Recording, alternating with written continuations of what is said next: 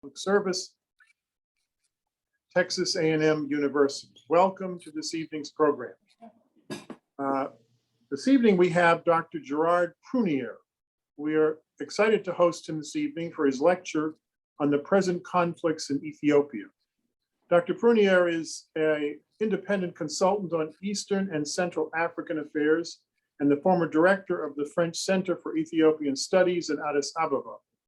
One of the foremost Africanists in the world, Dr. Prunier is the author of more than 200 scholarly articles and a dozen books on 4 languages, including the Rwanda Crisis, History of a Genocide, Darfur, a 21st century genocide, which was hailed by Foreign Affairs as the best available account of the Darfur crisis, and Africa's World War, the Congo, the Rwanda genocide, and the making of continental catastrophe, which was awarded a special honorable mention in the Council on Foreign Relations 2010 book award competition. Until he reached the mandatory retirement age, Dr. Prunier served as a senior research at the French government's largest research organization and is a professor at the University of Paris. From 2001 to 2006, he was sent to the French Ministry of Foreign Affairs and served as the director of the French in Addis, French offices in Addis. Throughout his career, Dr. Prunier has not only served as an advisor to the French government, but also as a consultant with the State Department, US State Department, and the United States Defense Department, and various European and African governments. I have read many of his books. I inform my own research and diplomacy in Africa and aid work based on a lot of his writing. So join me in welcoming Dr. Prunier to the Bush School this evening. Thank you. Thank you very much.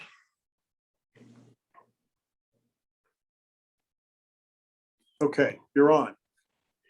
Okay. The first thing after welcoming the presence of an interested group of people would be to define why we have such a crisis centered on Ethiopia in the Horn of Africa. First of all, let's remember one thing. Ethiopia is not a nation state. It is an empire. And this is an old word, and it's, there is the habit of always concerning that empires are built by foreigners. Well, in the case of Ethiopia, it was built by the Ethiopians themselves.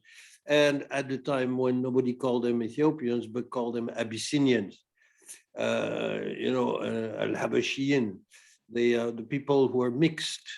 And this is a very good definition. So first of all, let's clear one thing. It's the only place in Africa that was never colonized. This is a very important fact in the present crisis. Let's get rid of the Italian episode, because Mussolini was for a shorter time in Ethiopia than Adolf Hitler controlled my own country of France. This was not colonization, it was an early episode of the Second World War. And somehow, being in a Muslim-dominated part of the world, it's perceived, although this is a very ambiguous perception, as a radically Christian entity. And this also has got nothing to do with foreigners. Yes, perhaps with Byzantium, but definitely not with the modern colonial episode, because Christianity in Ethiopia was developed indigenously. And also, this is making short of the fact that there are perhaps about 30% Muslims in this Christian quote unquote country. And the statistics on religious report parts of the country and are really not reliable, because this is a very ideological statement about the country. And also one element which is now not yet fully playing its role in the present crisis is the fact that part of the Abyssinian core actually colonized a huge area around itself uh, very recently. And this is actually when the country stopped being called Abyssinia and became Ethiopia from 1890, roughly, through Negus Menelik. This is something which, for the time being, is not at the heart of the crisis, but which is a potential extreme, let's say, difficulty, to be polite, for the future. Then the people say, well, there are about 80 different ethnic groups. This is deceptive. There are actually about 5 that represent 80% of the population. And then you have all the others who altogether represent about 20% of the population. The largest being the Oromo, who represent roughly 35, 38% perhaps of the population. And so that means there is no ethnic majority. There are only minorities, except there are some very large minorities.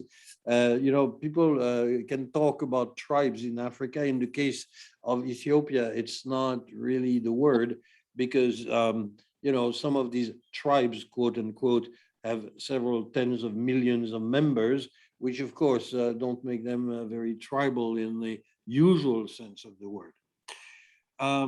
And Ethiopia is also the only African country that, even from before decolonization, has had an input into the international relations of the world. It started basically when the UN asked the Ethiopians to send troops to Korea. This is an episode which is now has been largely forgotten, but the Kagnu battalion and the Ethiopian troops in Korea were the beginning of this and in a large involvement in world affairs. Ethiopia was at the heart the creation of the Organization of African Unity in 1964, its part in the Cold War was definitely a very essential one. We can talk a little bit about the Derg and the role of a form of military Stalinism that overthrew the monarchy in 1974. The resultant civil war, which lasted from 1975 till 1991, is in fact part of a transformation of Ethiopia, which is not yet finished. And we can see the present crisis as a new step in the transformation of Ethiopia. And, this is a high risk exercise because it might give birth to a nation state. It might also totally destroy Ethiopia as we know it today. The name of the nemesis that Ethiopia faces is known. It's called Yugoslavia. It's very interesting because there is always the notion that African countries are sort of mirror images of the colonizers. Since there was no colonizer in Ethiopia, there is no mirror image. And the transformation, somebody says OAU was formed in 1963, not 64. It depends on how you look at the process that actually gave birth to it.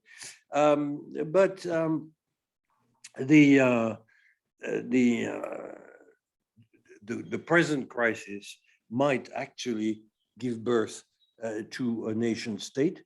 It might also end up, as in the case of Yugoslavia, with eight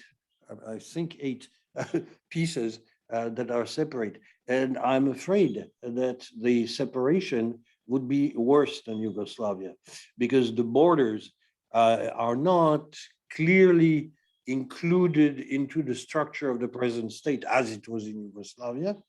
And in the trend, the explosion of the country, which is a distinct possibility right now, would be extremely messy because the divisions between the various parts are not obvious. Now, the present situation was born out of the taking of power of guerrilla groups opposed to the so-called communist Derg, but what do you call communists? It was a military form of Stalinism.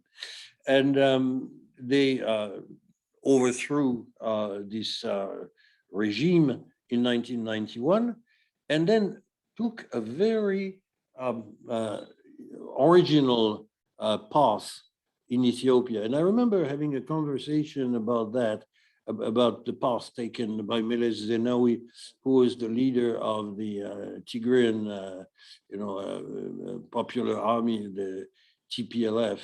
And Meles, I remember Museveni saying, "This is incredible. I spent my whole life." This is not, by the way, a paean to the glory of Museveni, because I was reproached for saying, by quoting him, you make him stand out. But he was very right when he said that. He said, I spent my whole life fighting ethnicity, and Meles now seems to think that he has to institutionalize it to get out of the problem. I hope that he's right, but I wish him luck. And this was back, I would say, around 1995, when Museveni had been in power for less than 10 years. This construction, which is well showed by the map that is under your eyes, some of you might be very familiar with it, others might discover it with a certain amount of surprise. But this construction actually was a little bit of I would say, a way of controlling the situation with a backhand. Because basically, the notion was all the various different parts of the country that were in the ethnic federal consortium were all, having their input in the situation. In fact, it was a disguised way for the domination of one very small unit, which are the Tigrayans. Tigray is one of, and the Tigrayans are one of the 5 big ethnic groups. If you go down, first it's the Oromo, second the Amhara, and then of course you have also the Somali, the Afar, and the Tigrayans. And then I'm not talking, the people of the South are a very different case because they were the ones who were colonized after 1890. And okay, they've been integrated into the Ethiopian ensemble, but this integration is always a little bit questionable. I remember some years ago, I was in Japan and I met, I was giving some lectures, the Ethiopian ambassador in Tokyo, and he was a Nuer from Gambela, from the area of Gambela. And, I had a little bit of a surprise. It's like, you meet, let's say, the French ambassador in a foreign country, and he's in fact an Arab, for example, an Algerian. And actually, this man was quite humorous. And he said, yeah, I know that you're surprised to see a Nuer as an Ethiopian ambassador. He said, well, that shows that there is a degree of integration in our country. And I agreed with him. But the situation of the Southern people is a little bit different because they're not part of the initial, I would say, core of the Ethiopian empire. I'm still calling it an empire. Never mind that, this is, a word which is outdated, but it is the best one to describe the situation.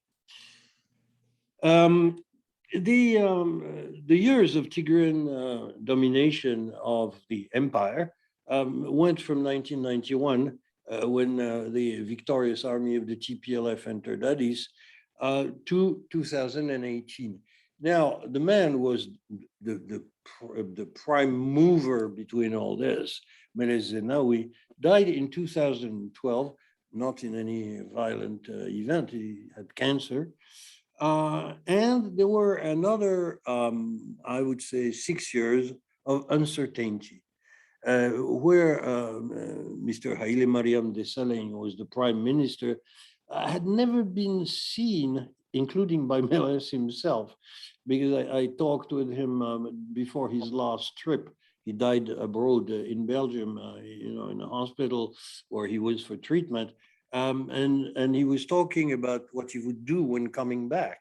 He said, I have two main problems. One is the relationship between the Christian core of the country and Islam, which obviously was the case. And the other one is the structure of ethnic federalism. We're going to have to rework all this. Famous last words. This was words that he pronounced, I would say, about 6 weeks before he died. And immediately after his death, there were bubbles coming to the surface.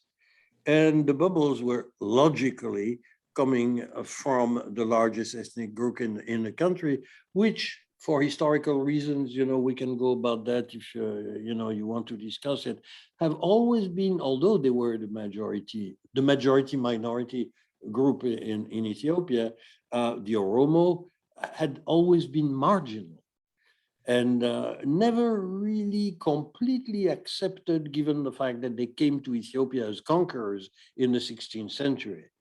They were very numerous, very heavy, and at the same time, politically very light.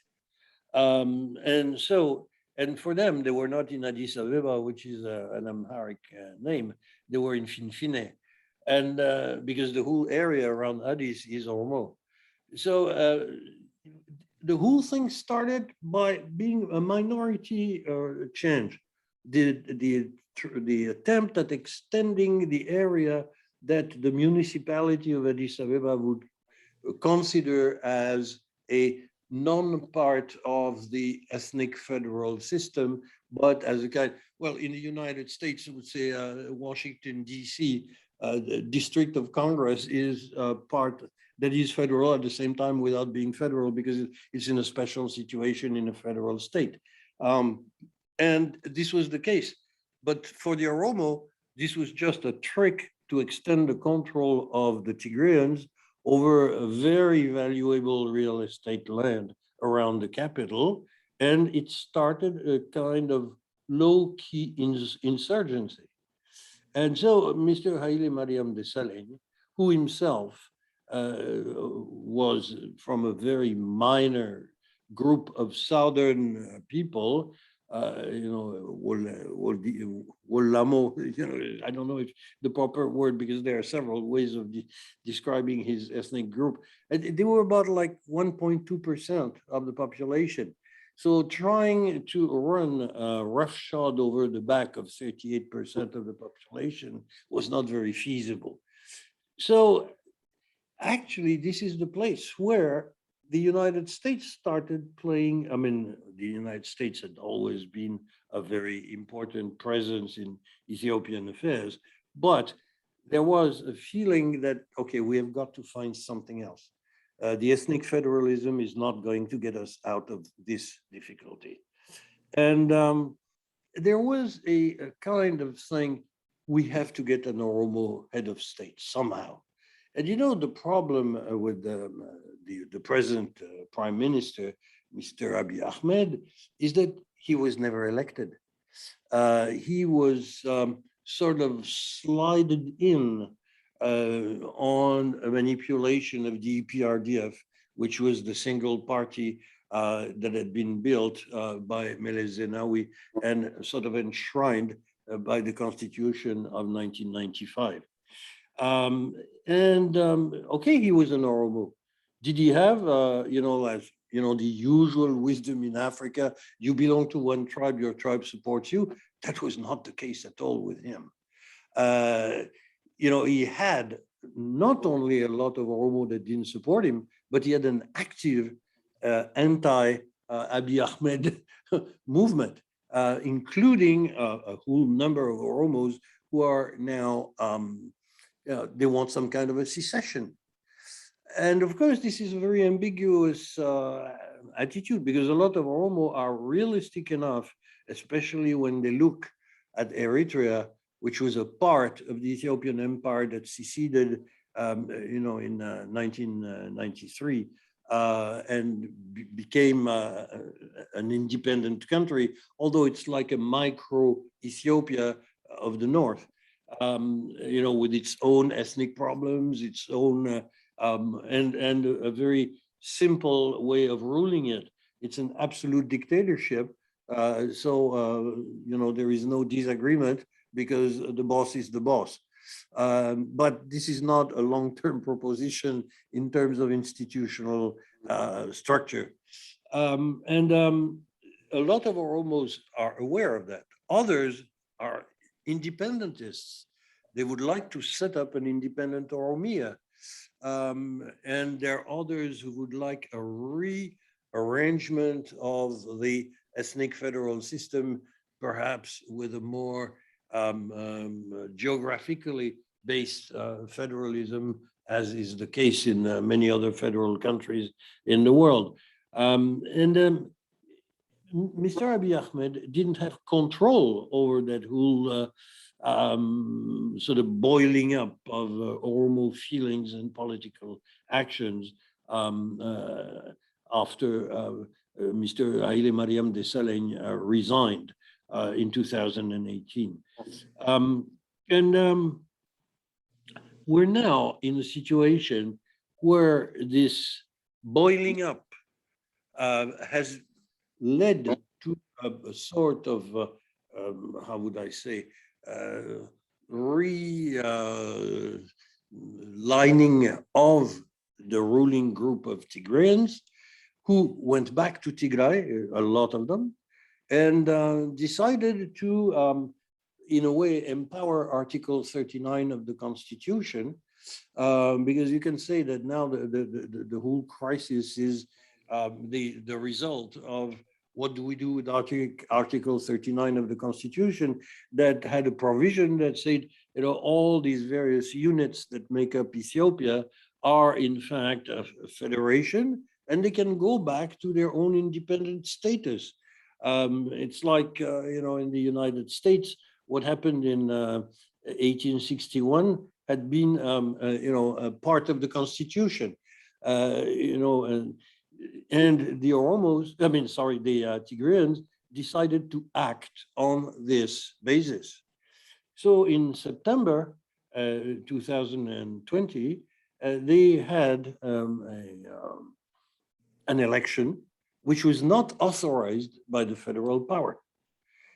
And this election, of course, was immediately won by the TPLF, which reorganized as a local party after being the ruling party, in fact, of the whole Ethiopian ensemble. They won, of course, with 96 or 97%, I don't remember, of the vote, but this was absolutely logical because, it's a way of your own people voting for yourselves, and 97%, I think. And of course, and by the way, it was not a secessionist election. They said, we want to have our own sort of local ruling, but we're not proclaiming independence. This was not admitted by the ruling group in Addis-Ababa, which is very difficult to define, actually, because this ruling group has a very complex structure. The refusal, is really centered, and I have to say a few words about the personality of Mr. Abiy Ahmed. He is a man with a prophetic vision. And prophets are not very good politicians because they tend to act on their prophetic view. And he has a very strange belief structure, which combines a very traditional centralist view of Ethiopian politics that you say can go back to Menelik or even perhaps to Theodros, the emperor who had a very tragic end with the invasion of Ethiopia by the British in the 19th century. But I mean, the view that moved to the center scene in the late 19th century is still the view of Abiy Ahmed. And of course, given the whole episode of ethnic federalism, which was, centrifugal episode that was brought under control by a very strange type of political structure, reimposing a centralized vision that was that of the late 19th century on present-day Ethiopia cannot, it's like trying to put a round piece of wood in a square hole. The result of the election of September 2020 was an explosion. But an explosion that was controlled by the center, who said, no, you cannot do that. This is secession, which it was not, but it was portrayed as being a secession. And on November 4th, 2020, the federal authorities invaded Tigray and to bring it to heel and force it into a situation of centralized control. And that is a very important secondary, I mean, it's not secondary, it's a primary element of the situation. They did it with massive help of the Eritreans. The Eritrean army moved into, so it is a rather incredible situation. I don't think you can see anything like that in the world. A former sort of subservient element of an empire goes back to the service of a highly centralized new form of state, or not new, old form of state being reconducted, and decides to side itself with the former mother country, so to speak, violently. And this is now, we're now in the 11th month of the war, and the crisis is far from over. So basically, I try to give a kind of global view, and I would be very interested by, I'm sure a lot of people sort of agree with me, disagree with me, or say that I'm saying too much or not enough. And it's such a huge topic. And Ethiopia is probably the most visible sign of the crisis of the whole of Africa. Because it was the only state, even if it was not a nation state, but as an empire that was never colonized, and that always took a kind of leading role in the affairs of the continent, at the same time retaining a very, very sort of special view of its own role and its own place on the continent. This was very clear in the attitude of Haile Selassie himself towards his own creation of the Organization of African Unity. For him, it was, of course, what it was supposed to be, but it was also a war machine against the Somali, which at the time were the main problem of Ethiopia. So now the crisis that Ethiopia is in, and which is really underreported by international media. This is rather appalling, because the view, this is one thing that I hope I can deal with in my next book. Basically, the international community is interested in Africa when the framework of the crisis is something that is directly related to a European or Western experience. This is why the Rwandese genocide was so, a shock and widely covered by the international media and so on, which followed a complete lack of interest when the whole crisis was actually on the ground and happening, which is exactly what is happening now in Ethiopia. I mean, will this turn into a series of local genocides? This is a distinct possibility. You could say that after November 4th, 2020, what happened in Tigray was largely genocidal. Will there be other genocidal events? For example, the Tigrayans themselves, in the way they've been dealing with the Afar during the last fighting, is verging on things that sound, look, smell, feel genocidal. So this crisis is not really taken into serious account by the international community. And of course, the main problems are those that you don't want to deal with, because they have a way of imposing themselves on you. And this is the case with Ethiopia right now. So I would be very interested by questions on the situation, hoping I can answer them or contribute to answer. Okay, let me add a couple of things that Dr. Prunier will talk about, but chose not to in this part of the conversation. The 80% of the waters of the Nile River that make Egypt possible start in Ethiopia.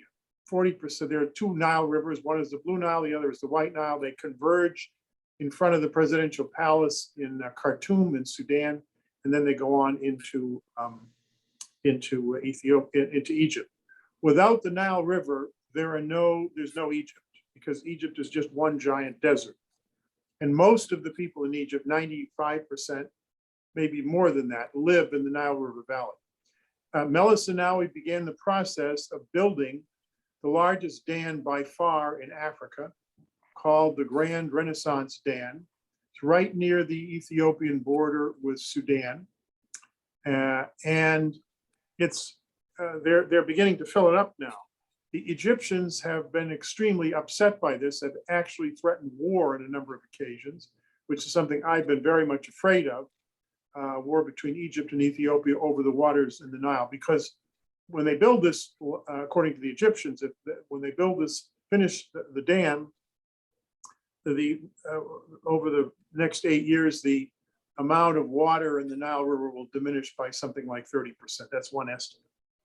And so there's another dimension to this, which is the Nile River Dam. The Nile River Dam is going to produce massive amounts of electricity, and it led to hundreds of manufacturing plants leaving China and Bangladesh and India and moving to Ethiopia. I don't know, Gerard, was it 6 or 7 years ago? It was an astonishing number in a very short period of time, because they would have reliable power and very inexpensive power when the dam gets finished. But that's an additional complication in all of this. All the Ethiopians are very, very proud of this dam. And it's a unifying feature of the country. They funded it themselves and they built it themselves. They didn't use the World Bank, and they use very interesting finance. The problem is, at this point, the Egyptians see this as an existential threat to their survival.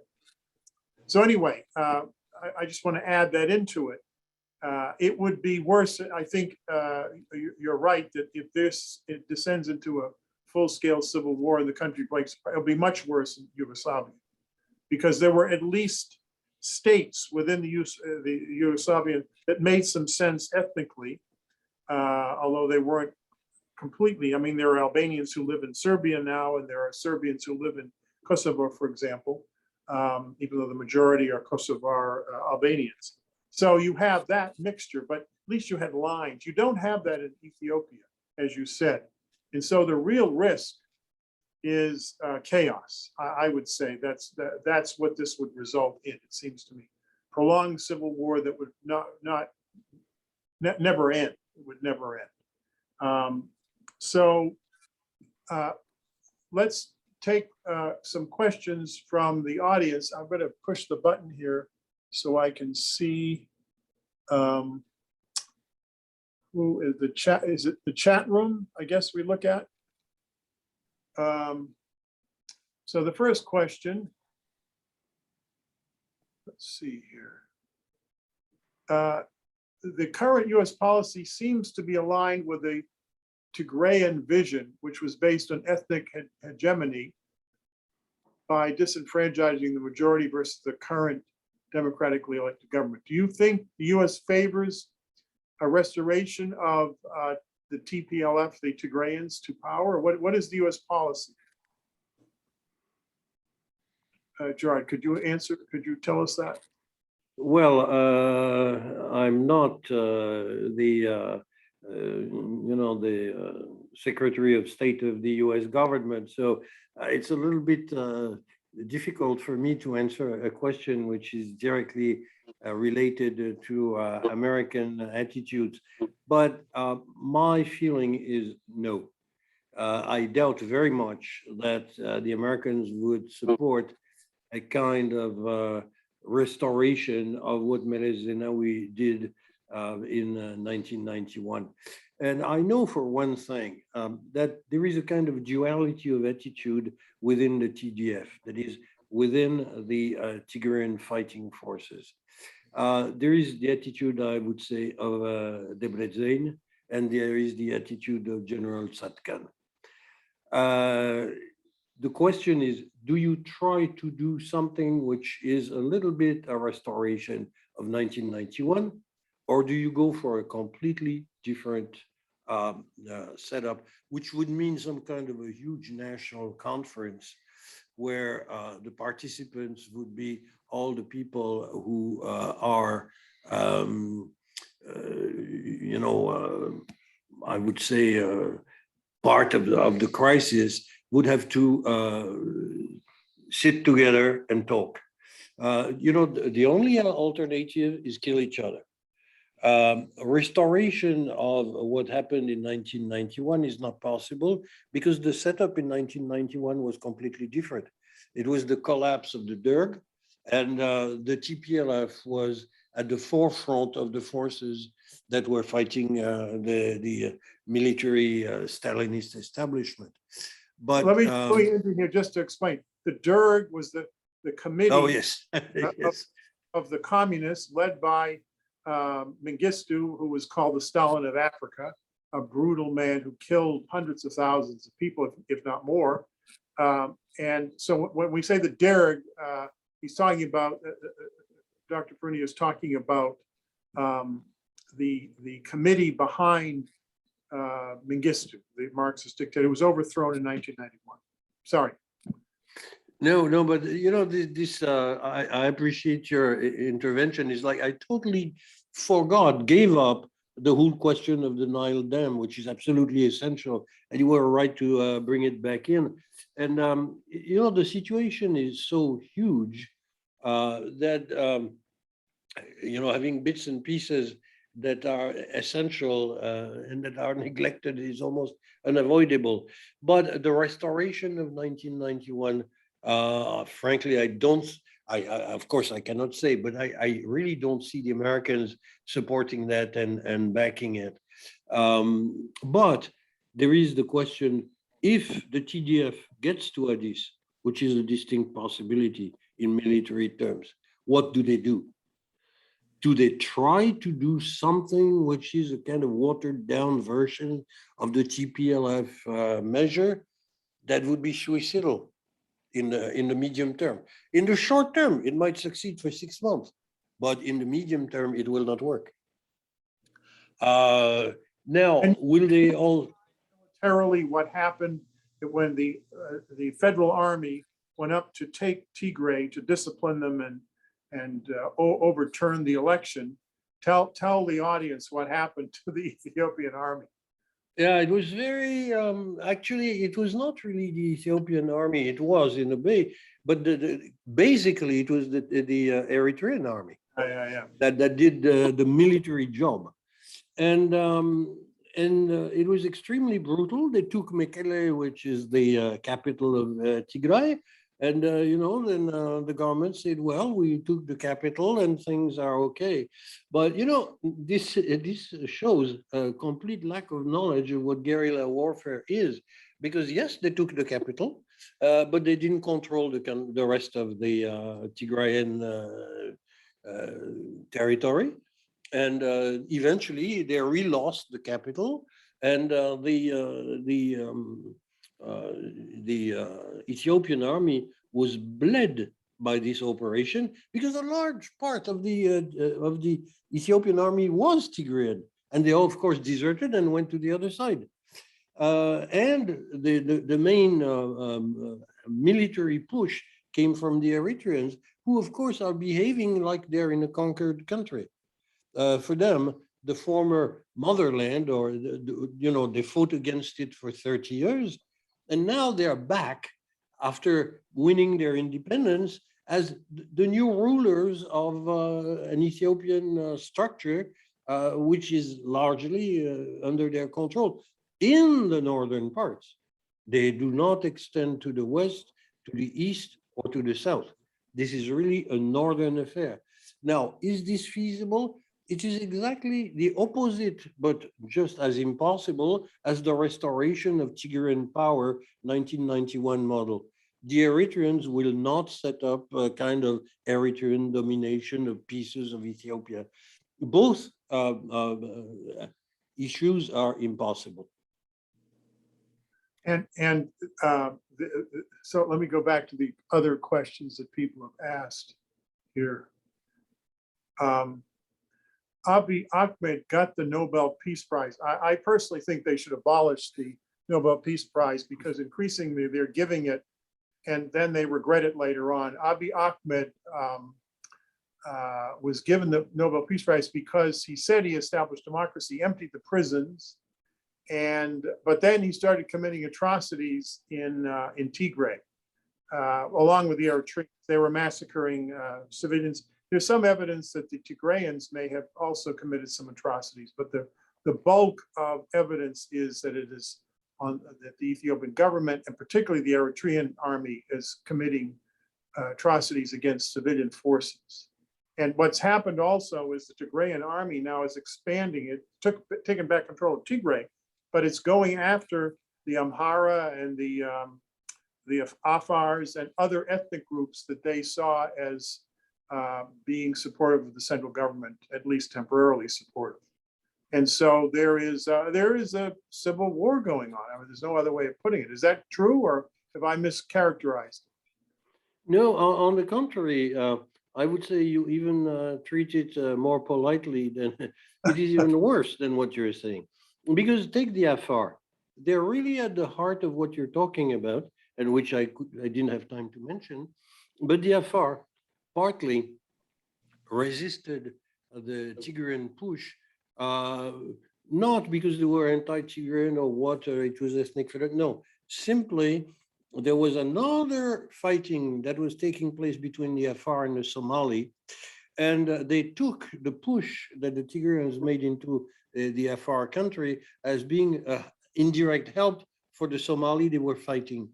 But some other Afar disagreed with that and said, no, we should side with the Tigrayans because they're likely to win the war. So now there is a civil war among Afar between those who are pro-Tigrayan and those who are anti-Tigrayan. Wow. And the situation is now breaking into whether or not you support the central government as it is now, or whether you support some redesigning of a central government, which is a possibility if Addis is not kept in power by the present government. But this can break out in sub-civil wars among various groups, depending on the side that they take now. One last comment to everyone so that people can put Ethiopia in context. Ethiopia is the second largest country in population in sub-Saharan Africa. It has 110 million people. Only Nigeria is larger. And so it is one of the three power centers prior to Ethiopia going into civil war in terms of the nation states influencing the leadership of Africa, or the South Africans, the Nigerians, and the Ethiopians, just in terms of sheer power, diplomatic power.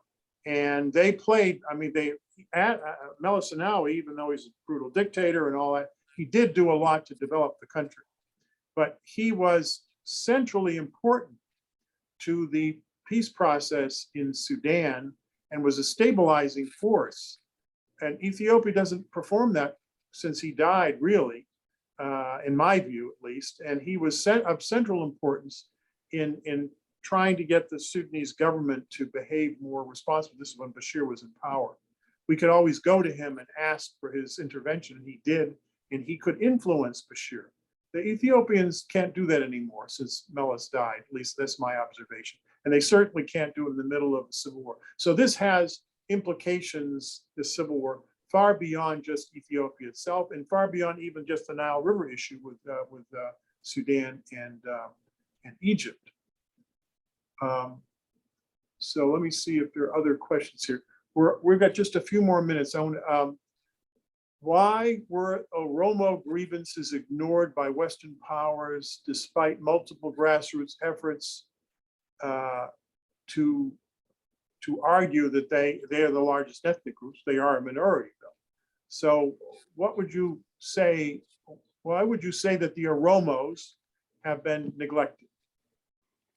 Well, it's because you look at the Oromos as a special case, but this is a general attitude of the international community towards Africa.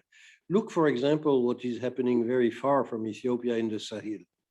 Where the countries that are involved are mostly Mali, but the others around, like Niger, Burkina Faso, and even now the north of the Ivory Coast. The French intervened there in 2012 because they were afraid of a jihadi kind of takeover of Bamako by people from the north in Mali, who are very different from the people in the south. This is the result of misrule of a whole part of the French Empire since, I would say, the 1930s. And there were two chunks of the French Empire, AOF and AEF. And AEF, which is Afrique Équatoriale Française, was completely neglected by Paris. All the money, the efforts, the development efforts went to AOF. And, the situation in the Sahel, which is now a catastrophe. This is a large catastrophe. And, this is another of the main crises which go beyond national limits. You have about 6 countries that are involved, just as the way the conflict in Ethiopia can easily overspill to Sudan. Eritrea itself is in fact very wobbly, and Somalia never got back on its legs after the collapse of Siad Barre. This is a general attitude. The Oromos were, of course, nobody had any interest in what they had to say. But is that special? No, it's the general attitude.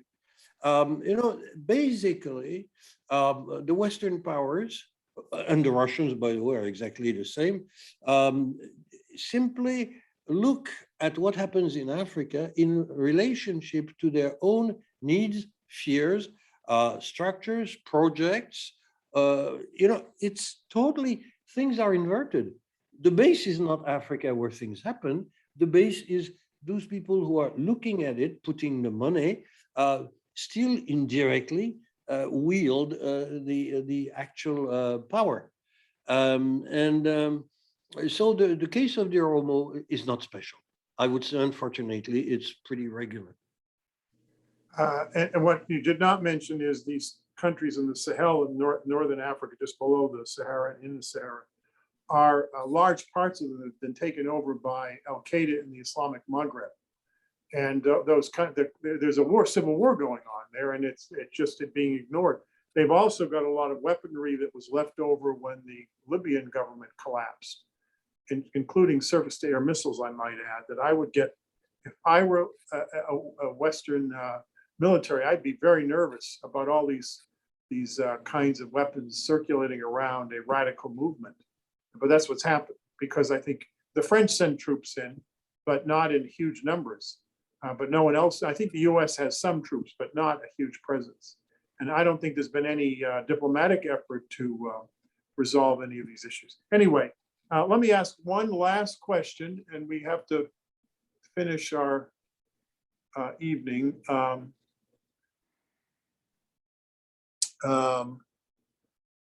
Some of the people who are writing in have views of whether the Ethiopian Empire was just or unjust, but they're asking questions about justice.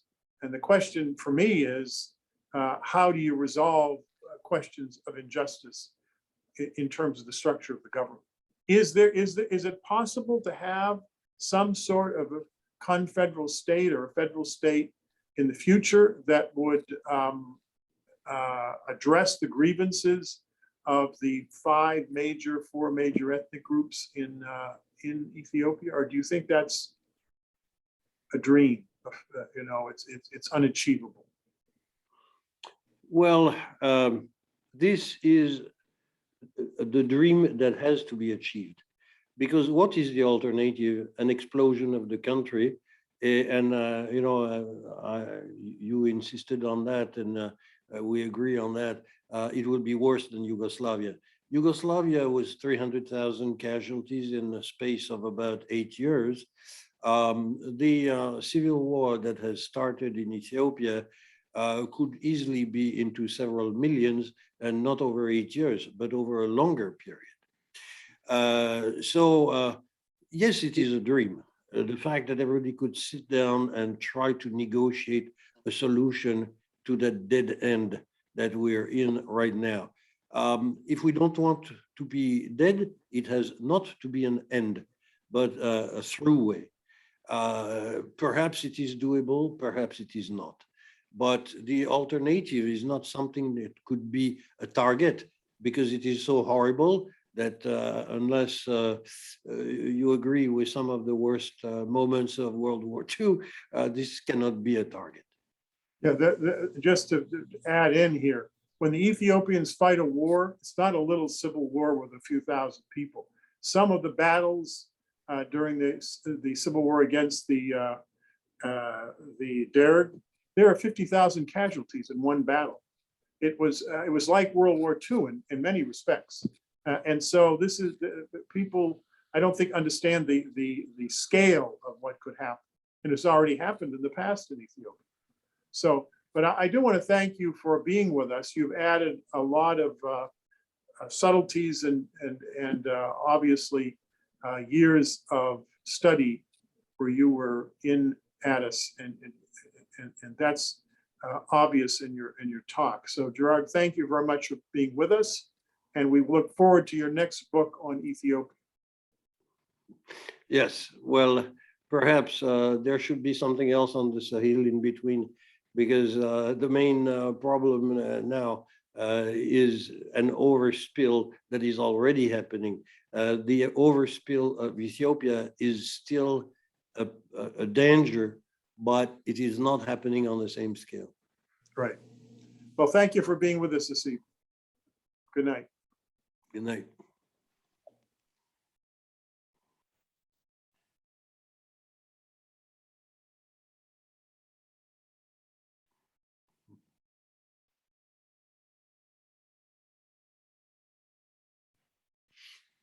Bon. Ben voilà, il est 2 heures du matin. Et oh.